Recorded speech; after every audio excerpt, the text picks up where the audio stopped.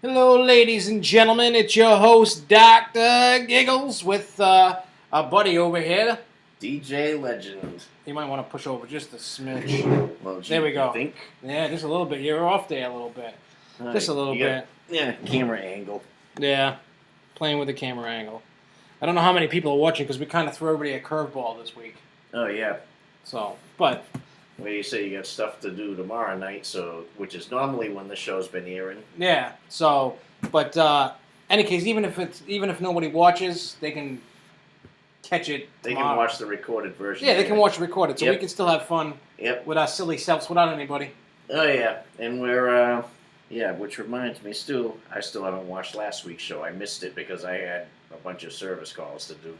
Service calls. Larry missed a service call.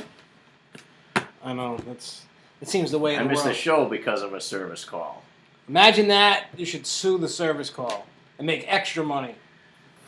Yeah, if I get another one, if I get another service call on a Friday night, or a Thursday night that's happening during the show, I think I'll start charging them double time. There you go. And then that way you can make it worth it. I mean, Yep. You can't watch it on your phone while you're working? I could, but it'll eat up my data. Yeah, those things aren't the most forgiving in the data. All right, so what do we got going on here? Well, anyway, tonight's show is going to be... we got a bunch of things to discuss, to talk about. We're going to be talking, obviously, amusement park news. Mm-hmm. We're going to go over the Fall Con Flyer again, see if it piques anybody's interest, even though some people don't want to go, but we'll talk about it. We're also going to talk about the events going on this weekend at Six Flags New England, because this is your last weekend to ride Cyclone. Oh, yeah. And then it's gone. And what's going to happen to it, nobody still knows. There is rumor about an Iron Horse treatment. There's rumor about other things, too. We won't know until August 28th. You know what I heard? A rumor I heard about this. I had to laugh. Somebody was talking about putting a kiddie land in its spot. I've heard about a Zack spin going in its spot. I've heard a whole bunch of flats going in its spot. Yeah. Basically, a myriad of rumors are floating around. Yeah, I know. There's so much stuff going around. I laugh. Yep. After what was it, Discovery Kingdom that has the green, or was it Magic Mountain that has the Green Lantern Jack spin? That would be Magic Mountain has the Zack Yep. spin. Yep. After their experience with that, I cannot picture Six Flags putting another one of them in. No, and especially after because they're low capacity, and after that accident. Yep, in Spain, that some of you may have heard about, where somebody supposedly a harness gave way and somebody fell out and then ended up dying on the way to the hospital. Yeah, so I don't foresee. I mean, as a result of that, that's a fluke. That's a fluke accident, though. As a result of that, though, Six Flags Magic Mountain did shut down Green Lantern so that they could investigate it and inspect everything. I haven't seen if it opened up yet either. I haven't seen any reports of it reopening yet. I know Ninja's still down. That might be down for the rest of the regular operating. Their operating seasons all year round, but I think for the tree accident. Yeah, and it's funny. And on top of that, 2 of the people out of the 4 that were so-called seriously injured are suing. They're not going to win. Well, no. Well, the thing that I heard about that was evidently people were complaining about that tree. Like, guests on it were complaining about the tree before that ever happened. About how close it was to the track or something? Something like that. And then Six Flags did nothing about it. Now, I don't know how true that is. That's just a rumor I heard. In any case, I don't think they're going to win because a tree falling falls under an act of God. Act of nature, exactly. Yeah, so basically, I think what's going to happen is Six Flags will pay for the hospital bills. Yep. But more than that, that's probably all they're going to get out of it. Yep. Because, unfortunately, the way it works, and if a jury... Here's the tricky thing. If a jury awards in those people's favor, they just go, God doesn't exist. Think about that. Because all these things, weather elements and stuff, on insurance and stuff, fall under an act of God. Yep. So if you go against that, you're saying that there is no God. That's basically, if a jury goes in favor of the people who got hurt, Mm-hmm. you just said that God doesn't exist. Oh, yeah. So basically that nullifies the award, in other words. yeah, basically you can't. It's a tricky thing. Mm-hmm. Horrible accident. It's not.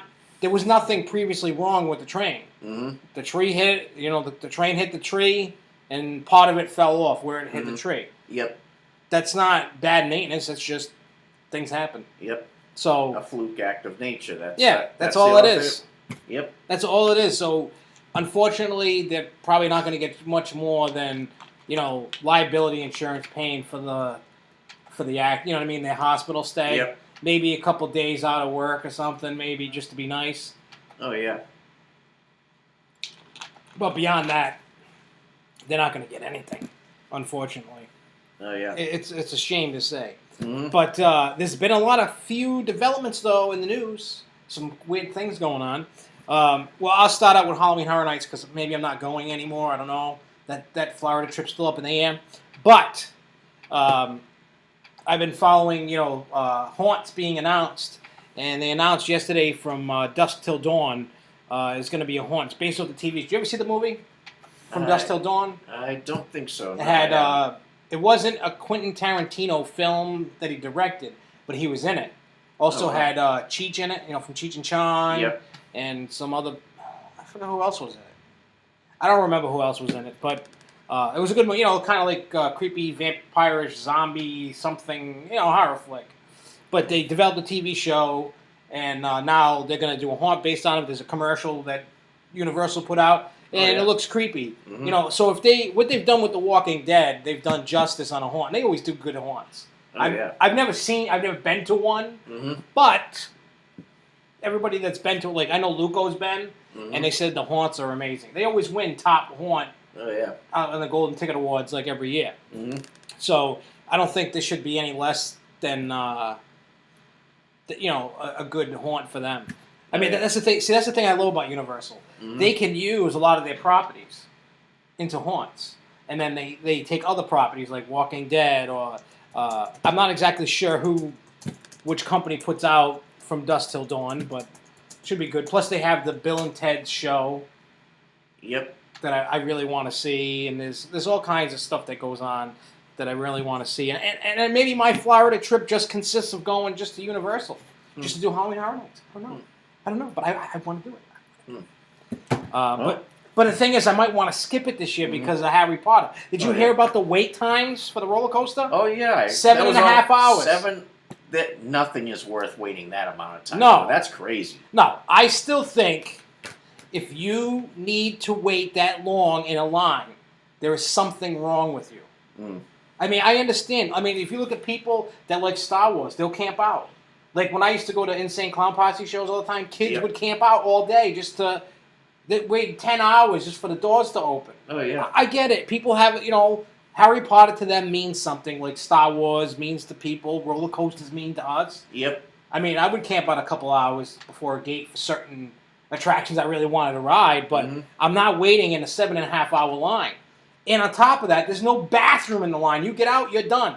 Oh, yeah. You're going to start at the back of the line again. Yep. So I don't think someone in the right mind would want to wait. But people, it's a big thing. And the messed up thing is I haven't seen a POV. I haven't heard a review on it.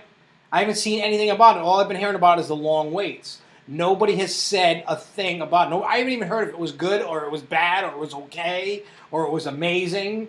I have seen on-ride footage of the train. Oh, wow. The train looks cool based off of what I've seen, but I haven't even seen I haven't seen any video posted of what Diagon Alley looks like. No pictures, no nothing. I mean, I know there's some pictures, but I mean video, nothing. Nothing's popping up anywhere, which is kind of scary because you would think somebody would have something. Oh, yeah. In this day and age, somebody didn't whip out a cell phone on the ride and videotape it? Come on. Yep. I don't know. Well, anyway, did you hear about Casino Pier? About the carousel? I did hear something about it. I can't remember what it was. They want to auction off their 1910 carousel. Oh yeah, that's what I heard about it. Yeah. And people are all kinds of BS about it because that's a classic carousel. They do not make carousels hand carved anymore. Oh yeah. They are plastic Chinese pieces of crap. I mean, I don't get me wrong. I have seen some beautiful newer carousels. Yep. But for someone like me that does enjoy a carousel now and then, Yep. I love the like we have the 1909 one at New England. Yep. Beautiful. These old carousels, especially when they're taken care of. The only thing I noticed though about the old carousels, the band organs are dying, and it costs so much money, and parts are so hard to get that they're not fixing them. It costs way too much money to rehab an organ for a carousel. It's just ridiculous amounts of money, and to find the parts are just about impossible because the companies that make them don't exist anymore. Yeah, that's too bad. So you're going to be kind of savvy and know what part you need. Try to find a part that will work with it, or you're going to have to make your own. And a lot of parks with a lot of old rides, like Knoebels and stuff, a lot of places make their own parts because you cannot buy them.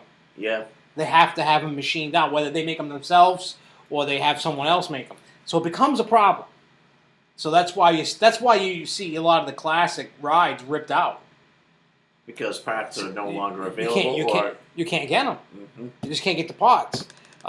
So anyway, there is, but the thing is, and this is horrible, Casino Pier is willing to sell it whole as one unit or piece by piece. Wow. So potentially, if nobody wants to buy it in whole, you go to the auction. Oh, I want a horse. You want a horse. She wants a horse. That guy wants a horse. So basically, I heard about that. So if the people don't want to buy the whole carousel, they're willing to buy parts of it, basically, which means that whatever parts don't get sold will end up in a scrapyard.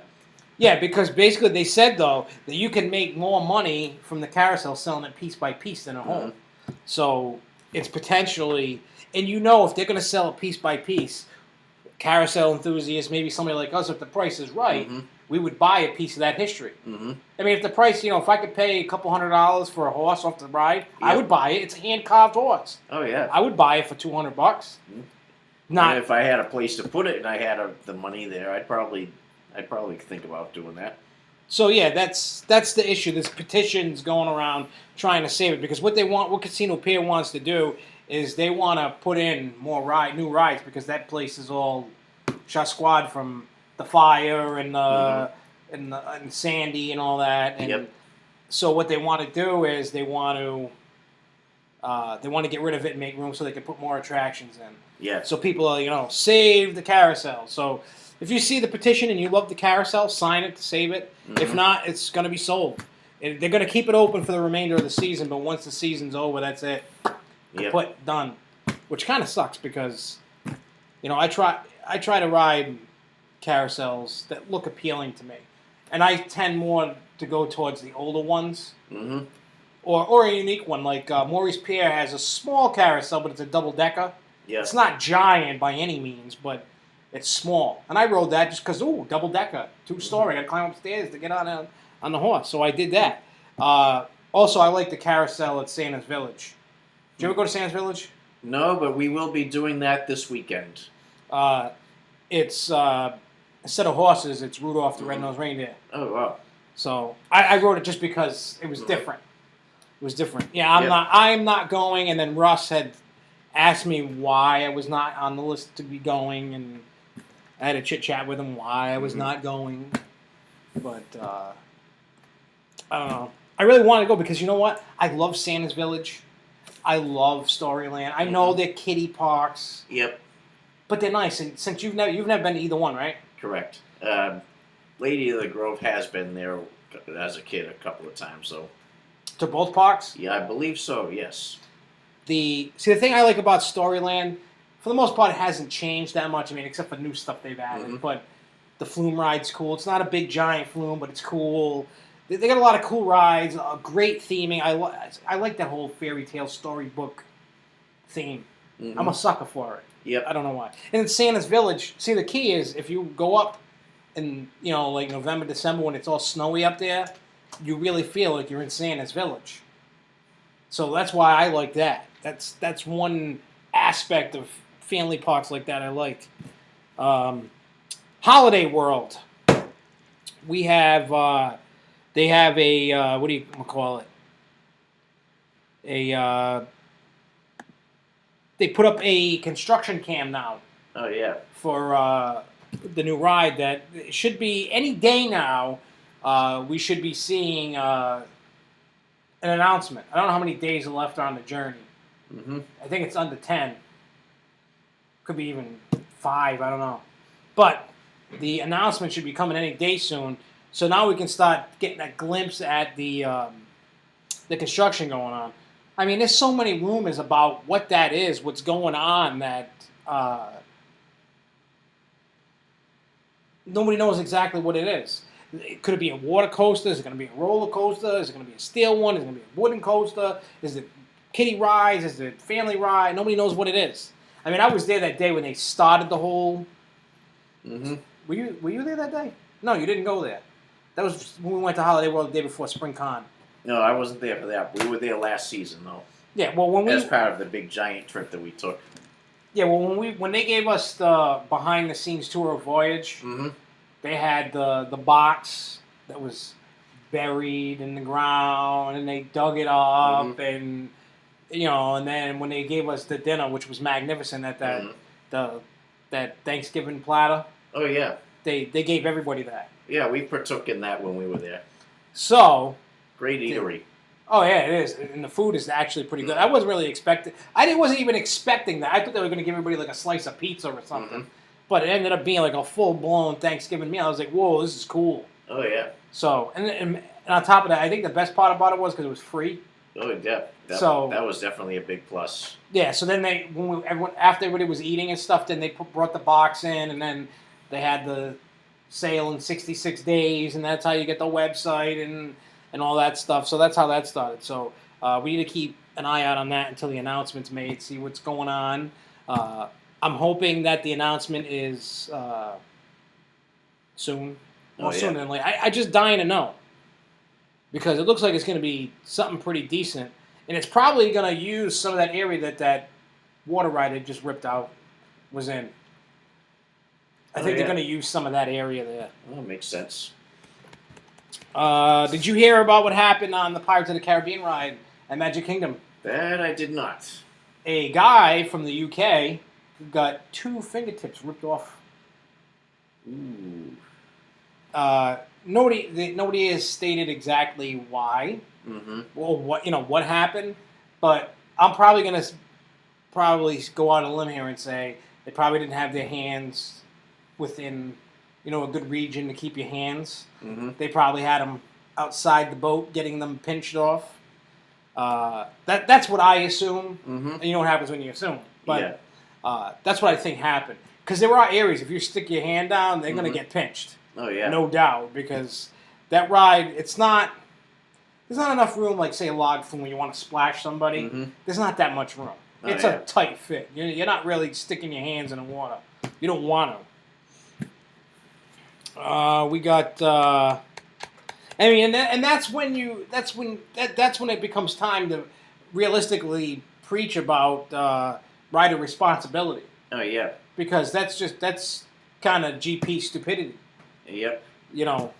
They tell you, there's signs posted, they tell you, keep your hands inside at all times. Yep. So I don't know. They're dumb. Kentucky Kingdom. Evidently there was an incident at the park with a woman breastfeeding. I heard about that. An employee walked up to the woman and said, can you not do it in public, go inside or whatever. Mm-hmm.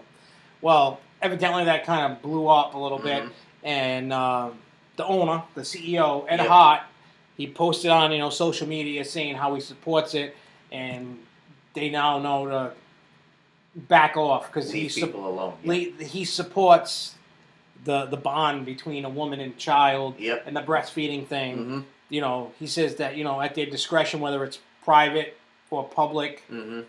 They basically to back off. They said they have 4 facilities where if a woman wants to be in private, that they can. Yep. And actually, he took it a step further, and he actually called that woman himself and apologized. Wow. So that right there, that's a class act. I mean, Mhm. we briefly saw the guy during Spring Con. Were you there for the eating when he was talking? I don't think so. That was like towards the end, like before they gave us whereabouts. ERT. Yeah, whereabouts was that? In the area where we got the food? Yeah. Yeah, I think we left there before he spoke. Oh, okay. After I stuffed my face with 2 plates after being food deprived at Beach Bend. Yeah. So with that, I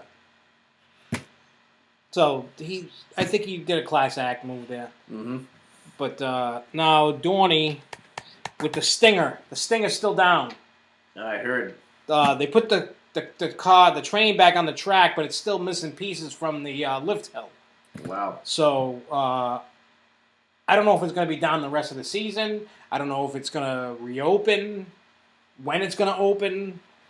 I don't even know what happened. Nobody has really said what has happened to cause it to go down. I haven't heard anything. I've just heard that it went down, and they took the train off the track, and they're repairing the coaster. That's all I've heard. So I don't know what exactly is wrong. I don't know. There it is. Okay. Pretty scary. All right, let me... Yep. Oop, we don't want that. All right, what did I do with my notes? Oh, here we go. Hershey Park. Now, the last couple of weeks I've been talking about the rumors surrounding the 2015 attraction. Have you been following that at all? I may have dabbled in it briefly. I haven't really followed it. All right, well, last week... Too religiously. Last week, what I reported, which you missed and haven't watched yet, there seems to be, in the area where it's going to be, is in the Midway, where there's, in the Midway. There's kiddie rides, where the Music Express and the Whip is. Yep. That area is where the new ride's going. Now, there was kind of an uproar because what's going to happen is there's going to be a building put there. Wow. So they're like, oh, what's going to happen to the Music Express and the Whip? So someone had talked to general management there, and they said, don't worry about the Music Express and the Whip. Nothing. They're not going anywhere. So either they're going to stay there or they're going to be moved somewhere else in the park, but they're not going to be taken out of the park. In that location. Yeah. They might not be in that location. They might just be relocated. Yeah. So supposedly it could be either a dock ride or it could be an indoor roller coaster. We're still trying to figure that out. Yep. But that announcement, I believe, is sometime maybe mid-August, I think. I think. See, I look at August as Coaster Christmas. Oh, yeah. The month that keeps on giving. Yep. Because that's when all the announcements are. Early a good August. chunk of them anyway. Yeah. Well, because Cedar Fair is going to do them in August. But they don't do them on one day like Six Flags does. Six Flags steals the thunder on the 28th. And then Cedar Fair does them throughout the month. I believe the 21st, Carowinds announces their coaster. On that note here, I've got a poster here from that actually was posted on Carowinds' Facebook page. They actually put the date in Roman numerals on a banner on the fence there. 8/21/2014 in Roman numerals here. Yeah, so that's basically that's when they're going to make their big announcement for the 2015 new attraction. And I do have some information on it because I do have a page from LA Times regarding confirmed and possibly a couple of rumored 15 new attractions and things for 2015 at different parks around the country. And what do they say about Carowinds? Carowinds is at number 7 on that list. Carowinds has already begun clearing space along the North and South Carolina border for what is widely expected to be a $30 million coaster. Coasters and More reports the border-straddling park will receive a Swiss-based B&M Giga, about 300 feet tall and 5,000 feet long. Parent company Cedar Fair filed a trademark for Centurion, which could be the name for the new ride. I've been hearing about that. I've heard a couple of names, but I can't remember them. That name stuck out the most. It's probably going to be like Leviathan up in Canada. Mm-hmm. It's probably going to be that type of ride right there. Mm-hmm. Which people that I know that have ridden it said it's fantastic. Mm-hmm. So the thing that's cool is they have Intimidator there. Yep. And have you been there? No, we have not. We were planning to go there this season, but due to a couple of money issues, we had to scrub that trip. Well, anyways, when you do get there, make sure you ride Intimidator. Oh, definitely. That ride definitely puts Nitro to shame. Yeah. One that I thought put Nitro to shame was Diamondback at Kings Island. Oh, I do too. I like it. I don't know. Maybe it's maybe my problem is because I've ridden Nitro so much. Mm-hmm. It's like I don't. It doesn't for me. Nitro doesn't keep up with the consistent excitement. Like if I ride Bizarro, Mm-hmm. I have consistent exciting because different seats give you different feels, and you still get tons of airtime. Yep. With Nitro, you kind of get a little bit of floater air, and I mean it's a beautiful view. It's a nice ride, long ride through the woods and stuff. Okay, Yep. I give it that. You know, but the consistent excitement on it for me is not there. Now, is it crap? So in other words, basically what you're saying is Nitro has become a little too predictable for you. Yeah. I mean, even though Bizarro is predictable because you should know where the pops of air are, but it's still, to me, entertaining and exciting to get those pops of air. Even that coaster's, what, 14 years old? Yep. So to still be able to provide a great ride like that after 15 years Oh, yeah. is simply amazing. I don't care what anybody says. There is rumor that its name is going to be changing again soon. Yeah, I mean, when John Winkler opened his mouth during CoasterCon last year about it, then it started the wildfire. Mm-hmm. And I had to laugh. Mm-hmm. Now, did you watch the last Jen McGrath talking? The YouTube chat? Yes, Yeah. I was in on that. All right. Now, hear me out on this. And I'm not talking bad about Jen McGrath. Mm-hmm. She's good at hiding things. Oh, yeah. She's a sneaky woman. Oh, yeah. Well, I'll just say this much there. Just like our friend Kyle there, apparently, the way I see it, Six Flags has her well-trained at keeping secrets. Yeah, she does, because she said nothing was going on with Cyclone. She said, I want to end that rumor now. Nothing is happening with Cyclone. And then Tuesday. 2 weeks later... No. 2 days 2 later. days later, then we hear the news about it closing down. Yeah. So she's good at being sneaky. Oh, yeah. Very good. Because, I mean, she has to be. That's her job. She's not supposed to tell us everything. Oh, yeah. But you know what? That's a smart marketing move on Six Flags. You know, with this whole Cyclone thing, all weekend they're doing cool things for Cyclone. Yeah. Saturday they're going to have a party. It's 80-something weekend. I'm going to talk about that in a little bit. Oh, yeah. In fact, on that note there, too, I actually heard this on a radio station that I listened to in Boston. One of the DJs from that station is going to be there on Saturday, Roy Barboza. Oh, really? Yep. So, if you think about what they were doing, they're doing a genius thing marketing-wise. Think about this. They told us, check out Tuesday. They started hyping that up for Tuesday morning. Everybody checks Tuesday morning. Cyclone retires. Yep. Right? So now Cyclone, everybody, okay, oh crap, and they're amping this thing up. Smart marketing move. Now, instead of just letting the ride close quietly into the night, they're having a whole 80s party because the ride was, opened in 1983, and they, they're doing all this stuff. They're having that party on Saturday, and then on Sunday, you get, I guess they're still doing the dance party thing, I believe. I got to read the thing later. But not only that, they get ERT for season pass holders from 9 to 10. Yep. Fireworks at 9:30. Yep. Ace members get ERT from 10 to 10:30. Yep. You can't... I've never seen any park go out with a bang like that. Oh, I heard a couple more things, too. If you go there on Sunday wearing 1980s clothing and you don't have a season pass, you get $20.14 off the price of an admission ticket. And those who don't have a season pass but were born in 1983, the year it was built, will actually get free admission. Whoa, that's a cool deal, though. Mm-hmm. So, yeah, I mean, They're really like amping it up, and it's the smartest marketing I've ever seen from an amusement park. Period. Now, I think what's going to happen is if Six Flags itself was smart, corporate, not just New England. Oh yeah. They would make all their parks do that. Mm-hmm. Because guess what? I've been hearing even from people who don't go to Six Flags, people I know, Yep. they're not, like us, they don't even go. Oh yeah. For one reason or another. But anyways, they're calling me up, they're texting me, they're messaging me on Facebook. Did you hear Cyclone's being torn down? Did you hear it's closing?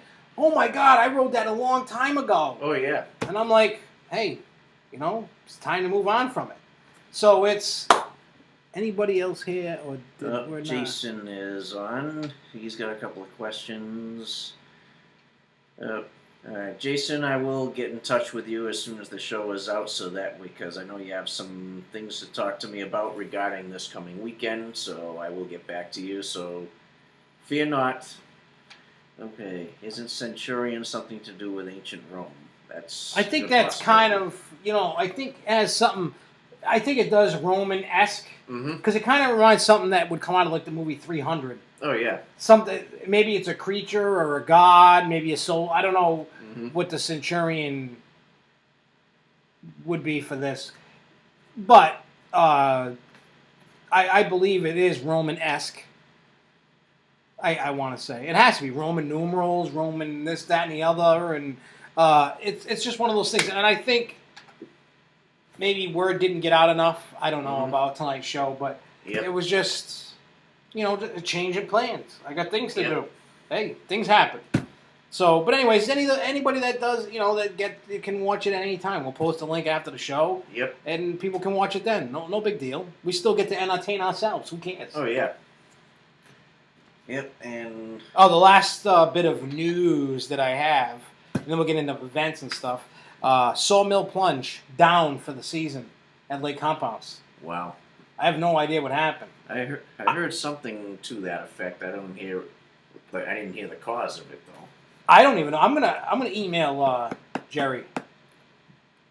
He'll tell me. See, that's the cool thing about Jerry. He'll tell you. He don't care. Mm-hmm.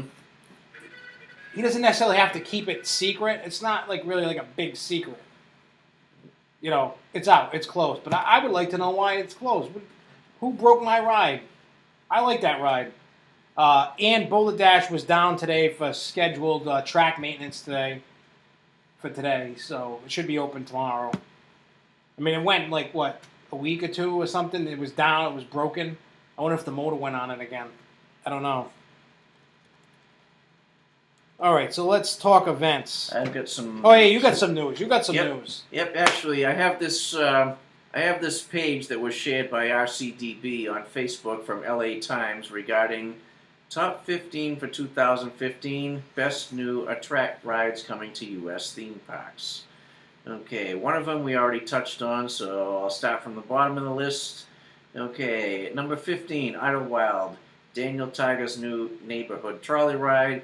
Pennsylvania's Idlewild theme park will update the one-of-a-kind Mr. Rogers' Neighborhood trolley ride with a new theme based on Daniel Tiger's Neighborhood, a spin-off of the original PBS children's See, I have something to say about that.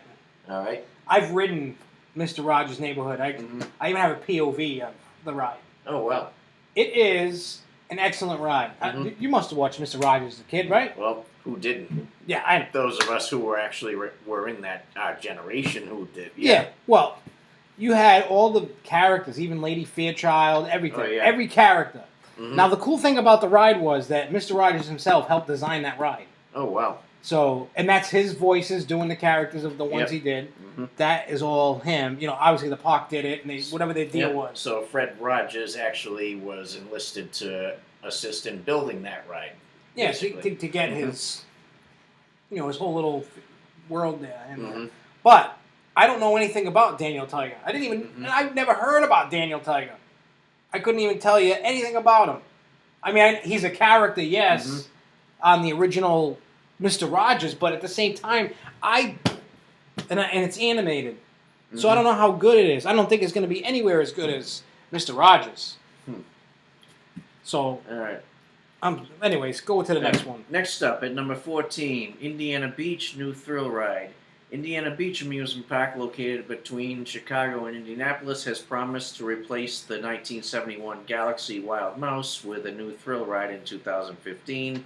No other information available, but those Galaxy coasters were pretty common back in the 1970s and even earlier than that, because they actually had one that I do recall riding as a kid at the long ago defunct Paragon Park back in 1981, which was my only visit to an amusement park as a kid, which I told everybody about during season 1, when we made our debut on the show. Yeah, but the thing, they probably have I think they have a Galaxy coaster up in Maine. Yeah, one of the 2 parks in Maine. I can't remember whether it's Palace or Funtown, but one of those. Palace Playland. Yep. That's the one on Old Orchard Beach. Yep. That one, I rode. It's all right. I rode it a couple times. Yep. Not bad. As far as Wild Mouse ones are concerned, my personal favorite, though, still is Ricochet at King's Dominion. Did you ride that when you were there? Ricochet. Is that a Wild Mouse? Yep. Yeah, because that was different. That wasn't like any other Wild Mouse I've ever ridden. The only coaster credit I did not get at King's Dominion was the kiddie one that you needed a kid to ride with. Yeah, we still don't have that one. We still need both sides of Rebel Yell. We got those. Oh, that's cool. Yeah, we got those because Tony and May were like, because I guess sometimes it's not always open, and they were both racing that day, and we had the you pass. got a fast lane. Yeah, we got a fast lane, so we just. Yep. Yeah, when we went there for the event with the other group that I won't mention, we got discounts on fast lane, so that was the only time I've ever done a fast lane at a Cedar Fair park. I like the way that they do it and the way that Busch Gardens does it versus how Six Flags does it with the Q-Bot. Yeah, I think if Six Flags, I mean that would cause a lot of hell at Six Flags though. But Busch Gardens can do it, so I don't know why Six Flags can't. Okay, well, the Great Escape actually does that. Do they? Except where the Great Escape doesn't have the DC Comics theming, they, instead of naming it a Flash Pass, they call it a Go Fast Pass. And they got the card? All it is a wristband. Oh, so there's no time to come back? Yep, just, Yep, it's, basically it's a wristband, just like what they do with the fast lanes at the Cedar Fair parks. Oh, so that works out. So I like that. I like that idea better. I don't know how. I mean, they could keep the pricing the same so people don't go crazy and buy it. But I mean, I don't see the damage of sitting. I mean, it causes such a cluster. I think they should go that way. Have you ever used the Flash Pass at Six Flags? Only once, and that was during our first trip to Great Adventure back in 2011. All right. Now you notice how they tell you don't wait on the stairs before your time. Don't even come in the queue line. Wait until it buzzes, and then you get there and there's like 10 people ahead of you just standing there, and you're trying to get through. They should just do the paper thing and get it over with, because then it's just going to stop. I mean, you might build up quite the line at Bizarro with it, because people are going to get off, get on, get off, get on, get off, get on.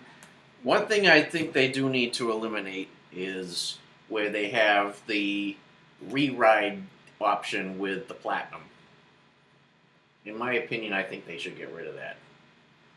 Well, I mean, I think the only reason why they do it was so they could charge more to make it appealing. Yeah, it does suck. I mean, I enjoy it when I use it, but I haven't bought a Platinum Flash Pass in years. I think the last time I bought one was 2011 at Six Flags Over Texas. Oh, wow. Just because I had never been there, and I thought it was going to be busy, and Yep. it wasn't. I didn't even need a Flash Pass. Yep. It was one of them old crap, why did I buy one days? Oh, yeah. I can imagine that. All right, moving on. Number 13, Disneyland is introducing a nighttime parade. A clone of the Paint the Night parade debuting this year at Hong Kong Disneyland will be part of Disneyland's 60th anniversary celebration in 2015, reports Disney and More. The Main Street USA nighttime parade would include floats from the movies Cars, Toy Story, Monsters, Inc., Beauty and the Beast, Little Mermaid, and Peter Pan. It'll be interesting because Disney parades are actually pretty awesome. I don't know if you ever watched the Christmas parade on TV. I don't recall doing that. But, I mean, seeing a parade on TV versus in person's way better, but they do know what they're doing. Yeah. Ooh. Jason, if your sister was going to the Cyclone retirement, she would be able to get in for free. And, he makes a good point, though, about being the guardian of the park. That's going to be at the entrance. Mm-hmm. So that makes that makes a good point. Mm-hmm. Guardian of the park. I like that idea. Good thinking, Jason. Yep. Okay. Moving on to number 12, from Silver Dollar City, a new themed area. Construction has already begun on a new attraction planned for Missouri's Silver Dollar City, expected to be called Fireman's Landing.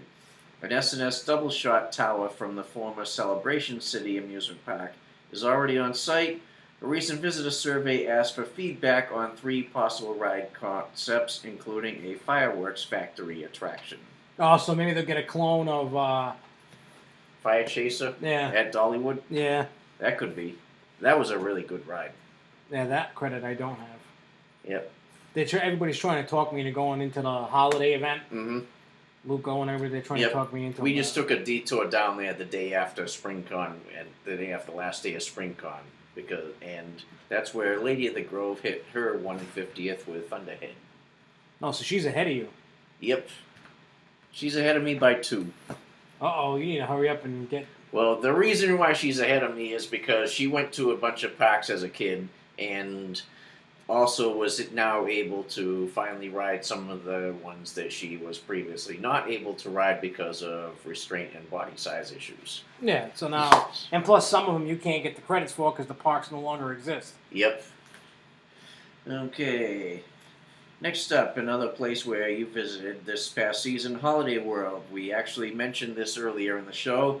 A teaser campaign dubbed 66 Days at Sea literally counts down the days until Holiday World plans to announce its new 2015 attraction.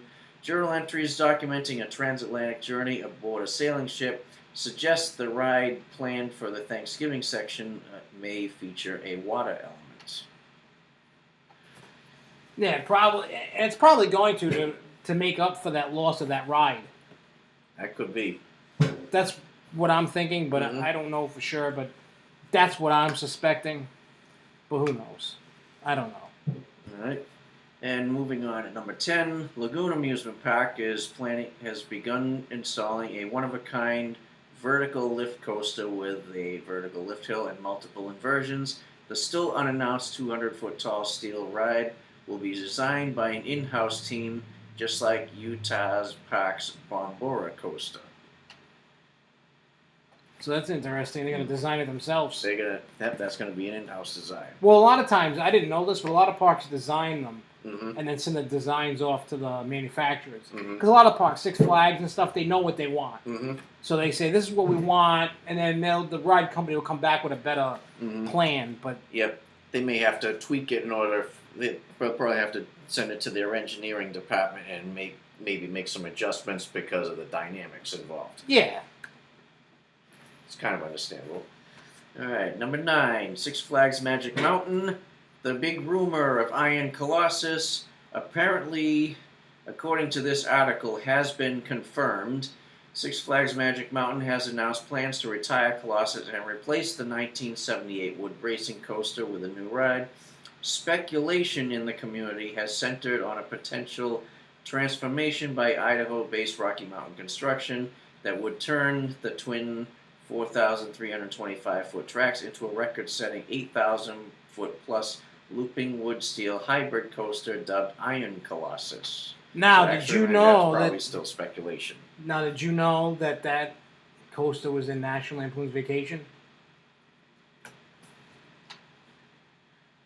Magic Mountain. Oh yeah, I believe I heard about that because Magic Mountain was used as the theme for the fictional Wally World Park. Yep.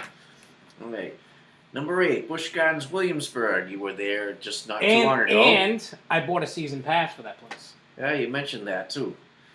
Okay, Busch Gardens Williamsburg has filed permits with a local government agency to build a 156-foot tall attraction in the Festa Italia area. Blueprints posted by BGW fans indicate the new attraction will be similar to the Superman Ultimate Flight vertical coaster built by Premier at Six Flags Discovery Kingdom. Parent company SeaWorld Parks and Entertainment filed a trademark for Tempesto, an Italian word that loosely translates to storm. That, I think, is going to be a bad idea for that park, for that coaster. Only because it's a very, very low capacity ride. Wow. It's bad. I think I read an article from some amusement park news site. I don't know if it was Screamscape or whoever. And whoever it was made total sense. I think it does like maybe 100 to 200 people an hour. Wow, that is low. Because there's only one train. There's no two-train operation. It just goes in a circle. So it takes a while. Not everybody in the park would be able to ride it. Wow. If you had, like, say, 30,000 people, you may be able to get 1,000 people on that ride in the whole day. That's low. Maybe 2,000 on a good day. Could be more, but roughly the way that people are explaining it, it does make sense. I think a ride like that belongs at a place like Lake Compounds or Kennywood, smaller parks, not a Busch Gardens, not a, you know what I mean? Not a place like that. Too many people, and people are going to be mad because they can't ride it. They're going to have to, if they do, they're going to probably have to keep that ride off of the quick queue. Because that thing's just going to fill up with quick queue people. All right. Techno Dancer wants to know what's the ride that spins around when you're sitting when the floor drops. It could be a couple of different things. Well, you could be referring to a Starship / Gravitron, or you could be referring to some type of frisbee. Or the Rhoda. The Rhoda, like Lake Compounds had one. You know where the Revolution is? Yep. When you're in the queue line, if you look behind the queue line, it looks like a little pond thing or whatever. There used to be a Rhoda there. They have one at Canopy Lake. Next time we go there, I'll have to, when we go there in you stick September. to the wall and the floor drops. Yep, I'll have to check that out. Okay. All right. Continuing on. Number 7, Carowinds. We already talked about that, so I'll skip to number 6. Universal's Islands of Adventure King Kong Dark Ride. Construction has begun on a new ride at Universal's Islands of Adventure in Florida, known only as Project 340. Speculation is focused on a King Kong Dark Ride attraction that would take riders to Skull Island. Back in 2010, Universal opened the King Kong 360 3D attraction on the backlot tram tour that combined 3D technology with a massive drive-through movie experience. Yeah, I'm kind of interested to see how that pans out because back in the day, in the 90s, they had a King Kong ride. Wow. Which the building is what is now is Mummy the ride. Wow. But actually, if you see when you're on it the first few times, you're just paying attention to the ride. When you've been on it quite a few times, you don't pay attention to the ride. You're looking around. You can actually still see remnants of the King Kong ride because it used to be like a sky tram that would go around, and the King Kong would, pick you up and shake you like a little baby, and then put you down, and it was a cool ride for back in the day. So that's what. So we'll see what happens with that. All right. Moving on to number 5, Kentucky Kingdom T3 Suspended Looping Coaster. In 2015, the recently reopened Kentucky Kingdom will convert the standing but not operating T2 inverted coaster into T3 or Terror to the Third Power. Back in 1995, T2 was the first SLC built by Vekoma. Whoa, that's cool. So that could be interesting. Oh, man, they better put new trains on it. It's going to be a headbanger. Oh, we all know about Vekoma's headbanging thing. Well, if they use the restraints like they do at Maurice Pier for their... They got a Minder Racer, basically, only smaller. Yep. But they have the new restraints on them. No headbanging. Wow. It's a nice ride. No headaches, no nothing. Yep. Oh, speaking of which, I actually, a little off topic there, I was watching one of those World Funniest shows on True TV about a night or two ago, and I actually saw this video that was shot by the park of 2 people on a Vekoma roller coaster in the front row. One of them was literally sleeping, acting like he was sleeping throughout the ride. Maybe he died from headbanging. Either that or got knocked unconscious and then woke up again right when he got back to the station. Yeah, knocked him out and then knocked him back up. Yep. It's the restraints playing pinball with his head. Ding, ding, ding, ding, ding, ding, ding, ding, ding, ding, ding, ding, ding, ding. Alright, number 4, Miracle Strip, Styliner wooden coaster. Basically, looks like on same idea as Flying Turns at Knoebels. The Styliner wood coaster will return to its roots after several near-death experiences. Florida's first roller coaster was originally designed by renowned ride builder John Allen and built by PTC in 1963.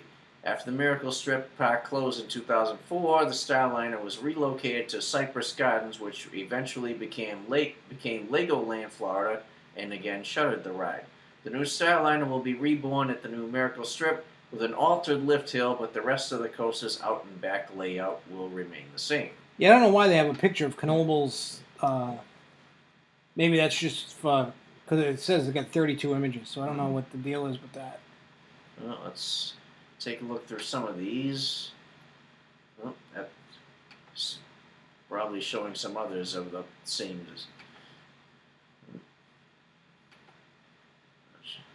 Or maybe showing this year's attractions. Maybe. Yeah, they're showing a mishmash of the other parks that from around too, because it was just a glimpse of something at Valley Fair. Yeah, I saw the Rorosaurus too. Yep, which. Yeah, see, this is all rides from this year. Mm-hmm. That's what this is. Okay. Yeah, see, Thunderbolt at Coney Island opening this year. Yep. Okay.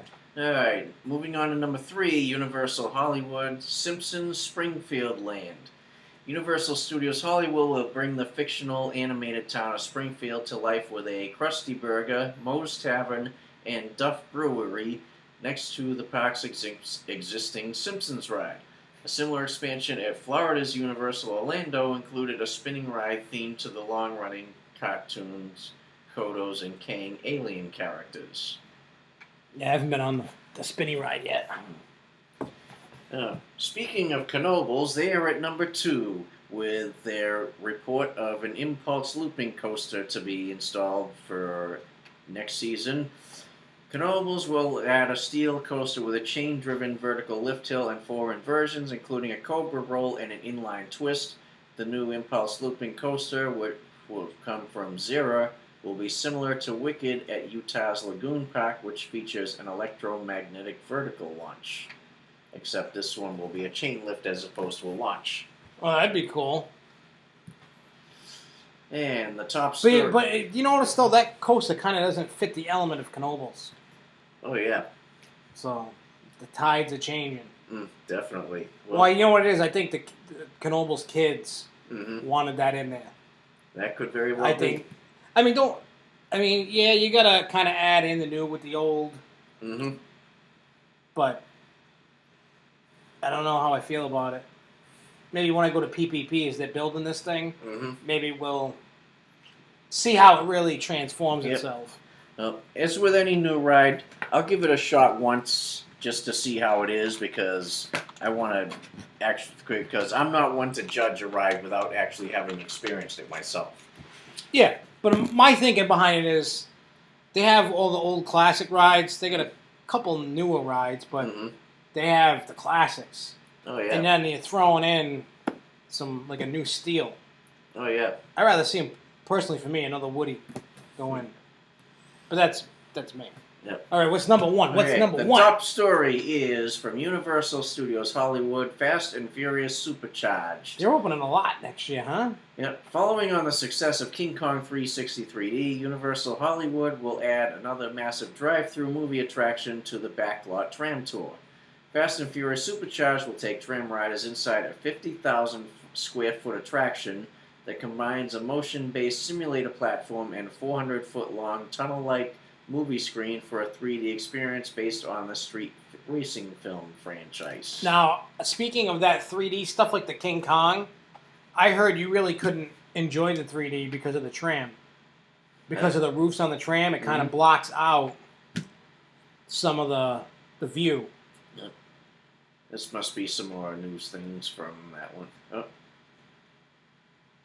Oh, these are basically snippets of other things too. Here's a photo of the 66 Days campaign that was put on by Holiday World. And yeah, basically, yep. Yeah, see, that's the ride that'll go in the bush. Aha. So these ones here, where it's only a single train, will have very low capacity, you were saying. Correct. All right. Oh, so, well, who knows? Maybe it'll help, maybe it'll hurt. I don't know. We'll find out. We won't find out until next season when they actually put it in. Yep. All right. Events. Oh, I wish yes. I had like strobe light sign that would go events. I wish I had one of those. You're electric, man. Maybe. Marquee sign. Yeah, we should get one. Anyway, so we're gonna start with this Sunday because you do not need to register for Cyclone's ERT. You need to make sure that you have your race membership card. Definitely. No card, no ride. Yep. Your season pass won't help you. You need to have your card or no ride. For between 10 to 10:30. From 10 to 10:30, yeah. And if you want the 9 to 10, all you need is your season pass. Then you're good. Of course, they may, depending on how, I'm not sure if they're going to do it the same way they did an earlier one where you have. I mean, they should do the wristband. It'll make it. Definitely. It would definitely be. I personally think it would be better to do a wristband, but yeah. I don't know what they're going to do. Yep. Because previous ERTs for season pass holders, you had to keep pulling the thing out and flashing it every time. Yeah. With the wristband, you just there you go. I think the wristband works better for everything. Definitely. Flash passes and ERTs. And, yep. The next one is on July 26th. You can actually show up to the event, but you'll pay a little bit more. Allegheny Madness, that's at Lakemount Park and Del Grasso's. Everybody's trying to get me to go to it, but I don't think I'm going to be able to go to it. Even if I don't care if I mean, the registration deadline's already passed, but that's out in Altoona, Pennsylvania. So that's a little bit past halfway through Pennsylvania. In any case, so the event's like $35 or something. You're going to get a... Did you know Del Grasso sells spaghetti sauce? No, I did not. They do. And they give you a spaghetti dinner at the end of the night with their sauce. You can buy their sauce there, too. And then the following day is KennyCon at Kennywood. And they're going to have, a great event and all that. You can, same deal, if you decide you want to go out, you can just go there and pay on site if you wanted to. But you have to be there during registration. After registration, you're tough crap. SOL. Yep. Tough crap-a-doodles. Then we got, on August 2nd, Countdown to Connecticut. That's at Quasi and Lake Compounce. That event's, $70? And then if 73, I believe. Yeah, something like that. And then if you have a season pass to Lake Compounce, you get like $19 off. And $5 off if you have a Quasi one. Yep. Hey, Buddha Canobles, I think that is a horrible fit for that park. That park is a woody home. And another one, just because NBC Universal is ponying a lot of money into its theme parks annually, a whopping $500 million per year total over their few parks. Yeah, so they're going to be jacking up the... Well, I mean, you think about it. With Universal, I think if they didn't do Harry Potter when they did in 2010, something like that, I think they'd be really screwed. Because they were kind of like...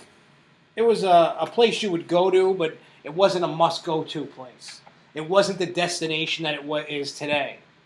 I really believe that Harry Potter saved the park. I really do. It saved that whole franchise. Because I think if they didn't do it, that place would not be in the shape that it's doing magnificent. It keeps making money hand over fist. I mean, think about it. No other park has had a 7.5-hour ride wait time for one ride. And on top of that, they're not letting everybody just go through Diagon Alley. You get waiting in another line just to get in the place. Wow. So God knows, and they said that one. So you've never been there, right? No. I'm gonna give you a crazy example.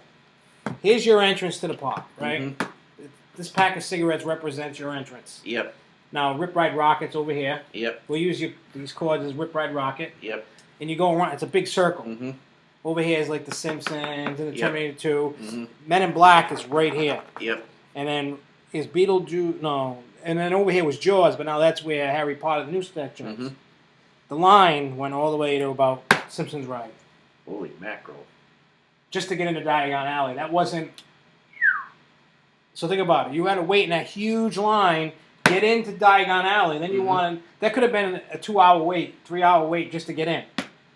Now, you're going to wait 7.5 hours to ride that stupid ride. You just wasted your entire day for one ride. One ride. Redonkulous. You ain't kidding. They probably had to shut that ride down at like 3 o'clock in the afternoon. I can believe it. To push the... Because if not, if that park closed at 10, you'd be there all night. Yeah, waiting for the queue to clear. Yeah. So they probably had to shut that thing down, that ride down at a certain time. Anyway, so next you have on August 3rd, Luna Park Fest 4. Down at Luna Park in Coney Island. What I do know about it is I did the math to try to do it on my own. Mm-hmm. Now, the event costs you $55. Mm-hmm. If you, for me to take me and the 2 kids, would be to do exactly that event would probably be about $400 or $500 for the day. That place is ridiculously expensive. Wow. This is Coney Island. It's got to be expensive. Yep. One ride on Cyclone costs $9. Yeah, I heard about that. Thunderbolt is $10. Wow. The 4-hour ride bracelet, I believe, is like $25, $35, something in that range. So think about it. So say it was $30 for the bracelet, right? Yep. That included in that $55, after you get a half-hour ERT, you could probably get 5 or 6 rides in during the half hour. But don't even include that in your pricing. Oh, yeah. You're going to get 2 extra rides on Thunderbolt and 2 extra rides on Cyclone. Mm-hmm. So 18 plus 20 is $38. Yep. Plus everything that they're giving you Yep. is an over $100 value. Plus you're getting a meal for $55. Yep. So you'd That's be definitely smart a bargain. enough to take the $55 deal if you were going to go. Because if not, you're going to spend well over $100 a person. Yep, that's definitely a bargain. And then for $10 more, on top of the $55, you can get Dino's Wonderland bracelet. It's got a bunch of rides. It's got the Wonder Wheel, the Haunted House, there's a kiddie coaster, there's some other flats and stuff. So for $10, you get like a 2-hour wristband. You can ride all that stuff over and over again in 2 hours, even if the place is packed. Yep. So it's not a bad deal. And I know the fly. I got to get Luco my money because I'm going to that. And I'm probably, I might go to Down to Connecticut. Yeah. I might do it. Yeah. I might not take the kids, but I don't know. I'm up in the air about it. Yeah. I'm probably gonna pass on that this year only because number one, I spent a fortune going for SpringCon, and plus I'm actually planning for a couple other events at parks that we haven't gone to yet. Yeah. So that's what we're trying to concentrate on this season is places we haven't been. Yeah. Makes sense because that's what I did. I mean, how many times did I say, "Oh, I don't know when I'm going to make it out to Virginia. I don't know. Maybe next year. Maybe 2 years, 3 years." And sure enough, you found the time to do it this year, Yeah. much to our persuasion, and you finally are no longer a King's Dominion virgin. No, but you know what? I may actually go to that October event that they have at King's Dominion. There's an event for the Halloween thing and all that, and there's ERT, and then the next day is Maryland Six Flags event. America? I've never been there. We didn't get to hit that on the way back because traffic was killer on the driving back. Oh, well. When we came back on the Sunday, Sunday, we went to downtown Williamsburg, did a little shopping. Yep. And then we drove up. We went to this little go-kart place that had a kiddie coaster. And then we drove up like another hour or two, went to this other like indoor kid amusement place that had a kiddie coaster. And then we drove up to Rehoboth Beach in Delaware to go ride this crazy, like, unique dock ride. Yep. Instead of the car on the ground, they hang from the ceiling. And they go up and around. It was cool. It was cool. The next event is August 16th through the 17th, Coasting by the Ocean at Maury's Pier. I'm wearing a Coasting by the Ocean shirt. That is a great event. I'm not going to it this year because I'm going to Maury's CoasterCon next year. So basically, anybody that wants to go to that, I suggest going. It's I think it's like $60 a person. It's totally worth it, and you're totally making your money on the deal, like getting a deal out of it. But also on the 16th, I don't know if you saw the email about, we're talking about this. Yeah. The event. Oh, National Roller Coaster Day at Six Flags New England. Yep. That I know of, and I haven't heard yet about other parks. I heard Six Flags chain-wide was going to do something for all their parks to embrace this. I haven't heard of many other parks doing anything. I mean, Maurice Pier is doing their event on National Roller Coaster Day. Yep. But the one that I do know for sure that is happening is Six Flags New England, and we find out more, I'll let you know. Yep. But the date is August 16th, and they're still waiting on more details, schedule, pricing, meals. We actually do have a price on it, though. ACE members with... Hang on, let me go back. I hit too far. If you're an ACE member with a season pass, it's $19. If you're an ACE member in their guest without a season pass, it's $38. And the price includes park admission, a delicious meal, Q&A with the park management, and more. Other details to be announced once they're confirmed. Stay tuned. And the only reason why I believe we're going to get ERT on it, because through the talks that, Jen McGrath had talked about on her YouTube chats, and the chat that I had with her in the off-season thing, that they are planning to do big events for that day. Oh, yeah. The only thing that she's talked about was the penny wars. I don't know if you remember that. I do remember her saying with the big jugs, and you put the pennies in. Basically just a way of voting for a coaster in the park.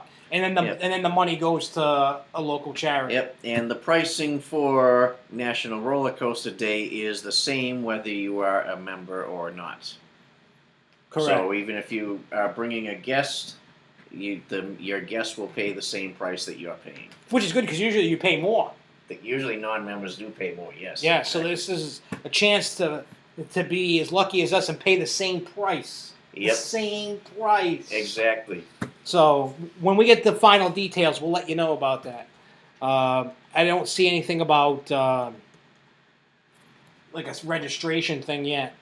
Anyways, on August 16th, those that like to go to Cedar Point, there's an event called North... Oh, they're doing one. Yep. North Coast Con, it's called, at Cedar Point on National Roller Coaster Day. Yep. So if you're in that area, I'm sure a lot of people that are coaster enthusiasts will be at Cedar Point that day. Oh, without a doubt. On the 23rd to the 24th, Flying High with Blue Streak at Keyonot Lake Park. Conneaut Lake? Yeah, whatever the hell it's called. And Waldemere. Yep. No, on that note there, I was actually debating where... I'll actually get more into this a little later on, because I do have a little trip report as well from this past weekend. I was actually thinking about going to Conneaut Lake for a little belated anniversary getaway to get that Blue Streak credit before it goes bye-bye. But unfortunately, it turns out it's a good thing I made alternate plans, because it did not run Saturday. Wow. That's a good thing. So that would have been a wasted trip. Yeah. The 23rd, Ace Day at Silverwood out in Idaho. Yep. And then we have... Home of Aftershock, which is a clone of Goliath. Yep. Goliath's predecessor, should I say. Yep. And then on the 20th, because I found out about it after I was writing all this up, they are having a Hoffman's Playland event. It's a goodbye to Hoffman's, because that park is closing at the end of the season. And they're going to auction off all the rides and all that stuff. So, unless there's the knight in shining armor comes to save the place, it will close and they will auction everything off. So there's an event. There's no exact details yet. Yeah, we were actually talking about that a little before we went on the air. Yep. And they also have bookmarked a date, but they don't think that's going to be the date because it's so close to con. But July 1st is the whole date for Ace's England trip. Mm-hmm. I would love to go to that trip, but that's going to be like a $3,000-$4,000 a person trip. Yeah, not to mention where it's out of the U.S., you need a passport. Yeah, so you're going to have to get a passport if you don't have one. Then airfare is probably going to run you about $1,000, $1,200 a person. Oh, yeah. And then the trip itself, usually the way that they run those, European trips and stuff, it's like a package deal for like $2,000, $1,500, where you get your the transportation, hotels are included. Yep. And maybe some meals, maybe some park admissions. Sometimes you got to pay for those separately. Yep. But everybody that goes on these out of the country trips, they're fantastic, and everybody loves them. So, All and right, then Jason, enough with the wisecracks. what do you say? When we were saying about Idaho, what he said. Idaho. Anyways, I have more of a blip for this weekend's event Yep. at Six Flags New England. For the Cyclone send-off. Yeah, it says, join us as we say goodbye to our classic wooden coaster, Cyclone, with the Wicked 80s Bash. Cyclone premiered at Six Flags New England 1983, and to celebrate its 3 decades, because it turned 31, Yep. of memories, we'll be turning back the clock to pay homage to this American classic. Guests who celebrate by dressing up in some rad 80s clothing will be able to receive a discount of 2014. Yep, I mentioned that earlier. Yep. Were you born? Here's the one for 83. You'll receive free admission. Just present your valid ID at the group sales window at the main entrance of the park. A totally awesome 80s DJ will be spinning the hottest records from 1980s in front of Cyclone from 12 to 8 p.m. Be sure to stop by and join in the throwback dance party or participate in the total tubular 80s games for your chance to win stellar prizes. And to send off Cyclone with a bang, we'll be hosting an awesome fireworks show at 9:30 p.m. on Sunday, July 20th, as riders take their final spin on the classic coaster. You will not want to miss this event, so get your 80s gear together now. Oh, yeah. So, yeah, that's all I have for tonight. All right. Oh, okay. What do you I have? do have a couple of reviews. As many of you know, Lady of the Grove and I finally lost our Canopy virginity this past weekend. Woo! They're not virgins anymore. Yep. It was a little belated getaway that we took as part because not yesterday, but Tuesday, July 8th, we celebrated our Ivory anniversary. That's 14 years. Yep. Yep, so... Oh, hang on, before you said it, somebody says, what is Moon Mist? Moon Mist, that's this. Basically, it's a generic version of Sierra Mist. Actually, no, it's a generic of Mountain Dew. But it's Faygo, and the only reason why I drink Faygo, well, I know about it, is because those Insane Clown Posse guys spray it all over the crowd during the show. Anyways, back to you. All right. So, anyway... So, we took a little weekend getaway up there, going to Canopy Lake on Saturday. Did you smush? No comment on that. Okay, so they smushed. Anyway... So we went to Canopy Lake on Saturday, camped up there for the night at this nice campground I'll be talking about in just a moment, and then on Sunday we went to Water Country for the first time. Well, I remember the old commercial. Remember the old commercial for Water Country? Water Country, Water Country, something. They still use that jingle to this day. They are still using that same jingle. Even the dated version of it? Yep, the old poem, when the sun is blazing, the summer gets hot, Water Country's a very cool spot, blah, blah, blah, you know. Water Country, Water Country. They still use that same jingle to this day. Do they use it in the park or on just commercials? As far as I know, just in commercials. But they do have, at the banners to the entrance gates, they do have some fun banners. Nice. Floating around, too. And a couple of things I've got to add to that, too.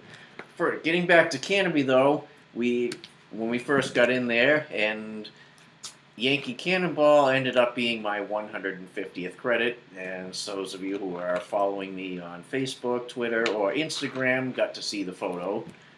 And so... Or a text message. Yep. You texted to me. Yep, I did message a few people that I know about that as well. And Yankee Cannonball is a really nice wood coaster. I love it. Mm-hmm. And next up we actually did hit Untamed, and don't let the small size of that Eurofighter fool you. That thing does pack a punch. Yeah, it does. And it bangs your head, too. Yeah, I did notice I did get some neck chopping on that. Yeah. So, but other than that, it was pretty good. Well, here's my next question for you. Since you were at Canopy, was it actually on your anniversary or like... It was the Saturday after. All right. Well, anyways, did you have a beautiful anniversary Canopy Day? Yes. Did you? Was it a romantic stroll through Canopy Lake? Actually, we basically partook in a lot of the scenes, and actually we also bumped into a guy I know who works for a client of the company that I work for. So we actually got to meet up there and he got to meet Tina, and I got to meet his wife and kids who were there too on the same day. So you had an interesting day. Yep. So we partook in all that too, and got some flats in as well, and we did get all 4 coaster credits. Did you ride the Caterpillar? Caterpillar? Which one was that? The one that looks like a caterpillar, and then the top closes down on you, and it opens up. Don't think we did that. 2 other things of note: 2 popular flats. Wave Blaster and Equinox were both down for the day, so we did not get to ride those. So Shame. well, we'll get to do them because Did you at least do the dock ride? I can't remember which one that was. The Mine Lost Souls? That one, I think that may have been down as well. Oh my God! But we will. But another event to talk about too, because going a little ahead of time. There is another event planned. It has been confirmed through an email that we got from Russ. The Ace Day at Canopy Lake will be on Saturday, September 20th, which is my birthday. So yours truly definitely will be partaking in that event. And yes, Six Ski Berg Surf J has pointed out they do now charge for parking at Water Country. It's only $5 though, so it's not too bad. Really? Yep, they do have a preferred parking option too, and also Water Country, for those who have never been there, like me, is one of very few parks that I have ever seen. In fact, it's the only amusement type park or water park that I have ever seen that allows people to bring in their own coolers of food and drink. Knoebels you can. Knoebels will do it too? Yeah. Wow. Yep. However, they don't allow glass containers, so you will have to have you will have to let them check your cooler before you bring it in to make sure you don't have any glass. Well, speaking of Knoebels and the cooler thing, you know, well, see, you went to PPP. You haven't seen it with that place not filled with all those extra vendors there. Yep. That's usually not there, obviously. But they have all those picnic areas. Yep. You can, and I've done it. You can literally walk in the morning, put your cooler on the table, and nobody will touch it. Wow. No, I mean, one time I went with AJ and Carl, we put the grill on the picnic table, the cooler. Yep. Nobody touched nothing. We cooked right there. You can cook right there on your little grill, your little gas grill. Little tabletop propane. Yeah. And then you can cook. We did that. It was great. Anyways, back to Water Country because I'm interested. Yep. Getting before I do that, a little back to Canopy as well. We did partake in a bunch of flats as well. We did do the log flume. That was pretty nice. I like that flume. That flume is a really good one, and it does take an on-ride photo. And also, they do have a shoot the chutes for those who have been there. That definitely would have if Shipwreck Falls still existed at Six Flags New England. The Boston Tea Party will put that to shame because the wall of water that boat sends out as it comes down, and it actually does run 2 boats, by the way.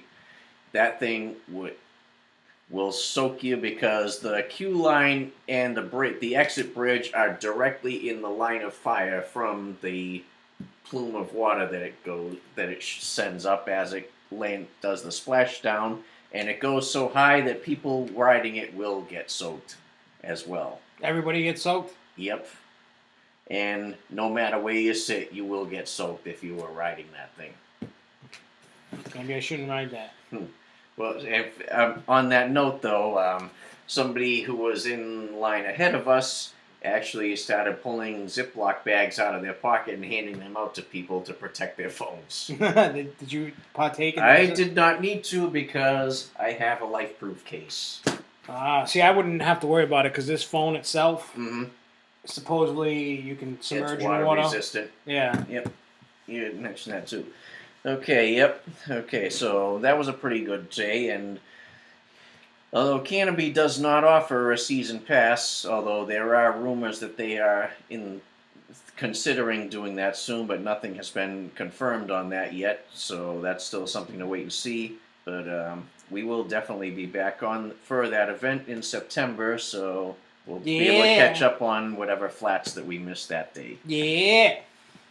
Okay, moving on back to Water Country, where they actually have 2 new slides since the last time we were there, which was back in 2004, and a couple of new things about them too. when we were back there in 2004, they did not have any type of re-entry policy. So once you leave, you're out for the day unless you buy another ticket. They have since implemented another one, basically the same thing that you typically see at most amusement parks, where if you have to leave to go out to get something out of your vehicle or put something in your vehicle, you just get a hand stamp on the way out, and then they let you back in when you show the hand stamp. Yeah, that should just be the It's way. pretty much standard nowadays. Yeah. Okay. 2 new attractions they have since the last time we were at Water Country is Dragon's Den, which is a tube slide. It's a combination of a tube slide and it has a little, for lack of a better term, it's not exactly a toilet bowl element, but it actually is similar to one. Where you go down the tube, and you actually have to ride double on this. You cannot ride single, and there is a 400-pound weight limit on it. You go down in that, and then you go around this bowl, which actually has a little thing, a sculpture of a dragon with water shooting out its nostrils into it, and you go around that a couple of times until you go down that little penetration that's just off the center of it around this island, and then you go down into the splashdown pool from there. Oh, that's cool. Yep.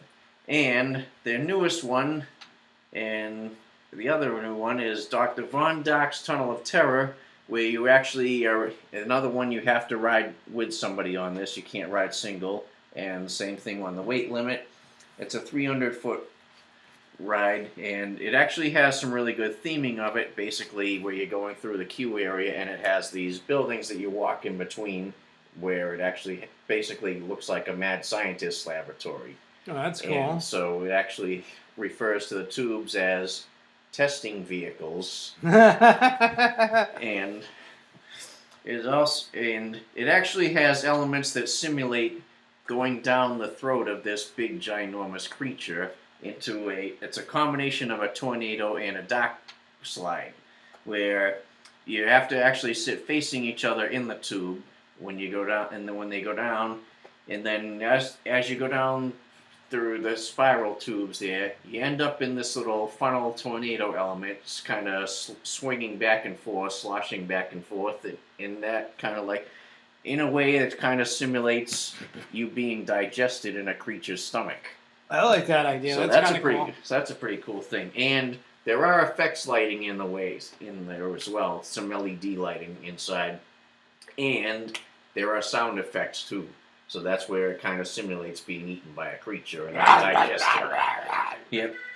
So, all right. Okay, so those are the 2 new ones that since we've been there, and those are definitely ones that I would recommend. We did partake of both of them, and we did enjoy both of them. Well, that's good. I need to get out there. Yep. Water Country does actually offer a season pass.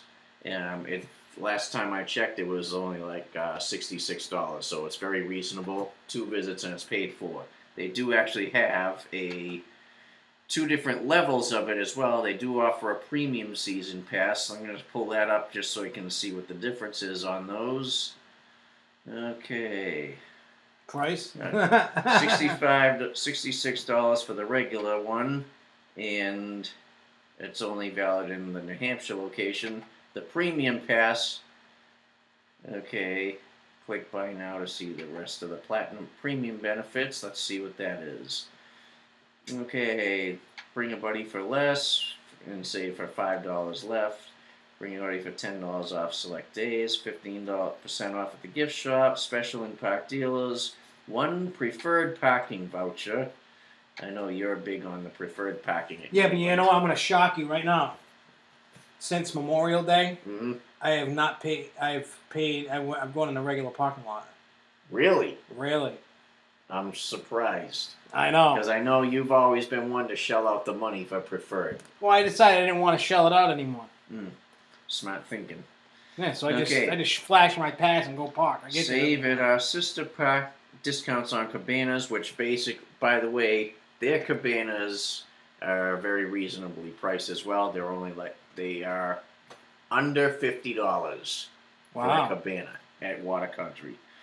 Okay, save at our sister parks, show your water country season pass, and save at Storyland, Lake Compounds, and Splish Splash. Oh yeah, because their passes, you can't even really get any good enough deals at any of them. I know if you have a Lake Compounds pass, nobody gives you deals at the other parks. I tried getting one at Storyland or whatever it was. They were like, "No way, dude." Interesting. So, yeah, okay. In between Canopy and Water Country, we stayed at this campground called Shell Al Campground, which was actually founded by two sisters who inherited the park from their parents, and that's a very nice campground. The sites are very spacious, and I would definitely camp there again. I'll actually. What's the name of the place? Shell Al. I'll pull that. Yeah, I'll pull that up and.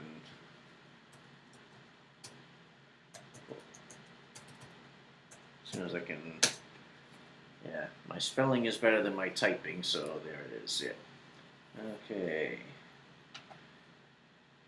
It was founded in 1965 by two people, Dot and Ed, and then they decided to name it Shell Al after Shelley and Allison, the two daughters who run it now. Oh, that's cool. Yep. So, anyway, Dot passed away in June of 2005, and Ed passed away in July of 2010. Memorial gardens have been planned to honor their commitment, and they actually do have a mobile home park right nearby, right next door. So, for people who end up with it. And the daughter's two sons, Taylor and Spencer, actually assist in running the park as well, so it is still in the family. Well, that's good. You need to have things that are still in the family. Mm-hmm. So, and their rates are definitely very reasonable. A basic tent site with no hookups is $36 a night. If you need electricity, it's $38, so that's still pretty reasonable. So if you need a tent site with an electricity hookup to keep your phone charged, there you go. They do not have a minimum stay as well. Oh, that's good. Some campgrounds do have a minimum stay on weekends. Usually like 3 days. Yep, sometimes they'll have a two-night minimum on weekends. These guys do not, but they do have, if you're planning on staying there long-term, they do have a 2-week maximum limit if you have a tent site, which is pretty much, which some places do have something like that, so that's not really too surprising. It's no big deal anyway, because who's going to camp for more than 2 weeks? You'd be surprised. Unless you're homeless. Yeah. Then they camp all the time. Yep. Okay, that's pretty much all I have for tonight. So all right, well, we'll get going. It's like 10:28. Holy moly. Wow, we actually ran this for almost an hour and a half tonight. I know. Anyways, I will be back next Thursday. We'll do Thursday next week. I know I confused the hell out of everybody this week. Oh yeah, FallCon. Give me that FallCon flyer real quick. FallCon. Let's just do FallCon quick. I even have it in here, and I'm not even talking about it. Unfortunately, I won't be attending that only because, like I said, I spent a fortune on SpringCon, so I don't have the money to go to FallCon. All right, I did some thinking about FallCon. You know, everybody heard me yelling and screaming and calling bull crap, and a lot of people followed the charge. A lot of people did the same thing, even before your thing, even before my your rant. Anyways, well, on the cover it says 13 coasters, which, you know, between the 3 parks is 13 coasters. Yep. You're going to get 2 days admission at Busch Gardens. That's like $75, $80. Yep. For a day. Yep. So it's say $80 for the high end, $160. Yep. This event's only $142. You're going to get all-day ride passes, both at Fun Spot. Those will run you about almost $40 each. Yep. Busch Gardens Quick Queue Pass. That's to skip the line. Yep. But 1 ride on each coaster. You don't get the multiple ride one. Yep. Buffet dinners at Busch Gardens Tampa and Fun Spot America Orlando.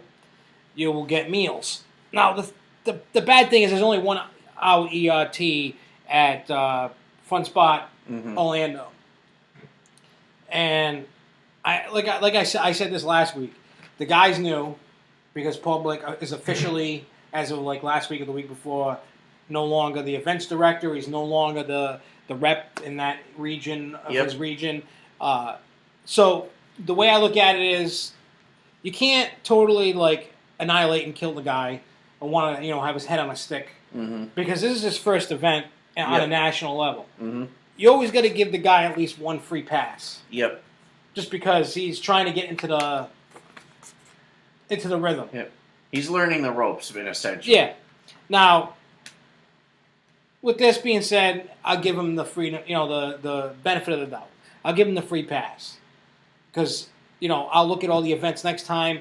And I've even said it too. If this person needs help, I found out who the guy is. His name's Steve Burdo. He's, I haven't exactly reached out to him, so to speak, yet. But he is a rep out in the California area. So I'm going to reach out to the guy and say, hey, if you need any help in the events committee, I'm more than willing to help. You know what I mean? I wouldn't obviously be an events director, and I don't think that's something I want at this point. But I'd be willing to help. Oh, yeah. Just be, any way that I can help Ace, period, help the guy, help somebody else.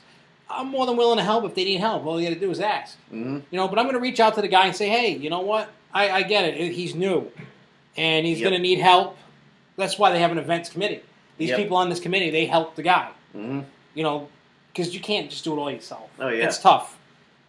I know it's not. They said that you basically, to be an events director, you have to be either retired or have a job that will allow you to, because it's very time-consuming to do this. So I don't want to murder the guy, because it's his first event. I think it's going to take him a year or two to really get cooking with events, because you gotta, it's not easy putting even a regional event together. I've done two of them, and it's not easy. So instead of me, I understand because there's no ERT, people don't want to go. Value-wise for the admissions and stuff, if you don't have season passes, there is a value to this event. Oh yeah. Because the admissions alone are way more money than what the event costs. You're probably looking at $300 or so, maybe, just for all this. So, and at $142, it's not that bad. But the other thing, it's a national event, and because we've been spoiled by Paul, we have a high expectation. And we have a high expectation that we should be seeing ERT. Now, I understand, too, and I don't know if many people realize this, Florida parks are the hardest to work with. Only because that is a very high tourist destination. Oh, yeah. You know what I'm saying? So they don't really want to wheel and deal, so to speak. Yep. Because why? And plus the cost for ERT would probably make this a very expensive fall con. When it translates to how many people go and the cost and all that, there's a lot of variables that you have to put into this to make it. They're trying to make it so people can afford it. I mean, realistically, $142 a person for an event like that, that's really not that bad. You know what I'm saying? That's not that bad, but we're spoiled. We're spoiled American brats. Yep. And we want that ERT, and it lacks it. So that's one reason why I'm not going. And it's not that I don't want to support the guy. It's just I wanted to get some ERT because Busch Gardens Tampa has some awesome coasters. I've heard. Very awesome. And I was like, oh, I can have ERT on them. Woo! And it wasn't. And I'm not saying, go crucify the guy or give the guy a hard time. You got to have a little faith. That's all I got to say about that. So if you want to go to Fall Con, it's $142. It's September 26th to the 28th. It's in Florida. It's at Busch Gardens, Tampa, Fun Spot, America, Orlando, Fun Spot, America, Kissimmee. No, I don't want you to kiss me. But it's in Kissimmee, whatever it is. I'm bad at pronouncing places. I'm bad. But anyways, I'm your host, Dr. Giggles, with my buddy DJ Legend. And I'll be back next Thursday night, 9 o'clock Eastern Standard Daylight time. I'm calling it Eastern Standard Time. Because every time I say EST. I don't say EDT. I say EST. I always say EDT when it's in daylight time. Yeah, I know. But you're supposed to anyway. Give it the program. I can't even pronounce a town right, and you want me to do it correctly with the time? But anyways, we're going to get going. I will see everybody next Thursday at 9 p.m. Eastern Standard Time or Eastern Daylight Time or whatever you want to call it time. And hopefully we see a lot of people out at Six Flags New England. If not, have a great weekend. Have fun. Be safe. Enjoy. Have fun. And like always, keep on coasting. Woo! Woo! Woo! Hit the button. Hit the button.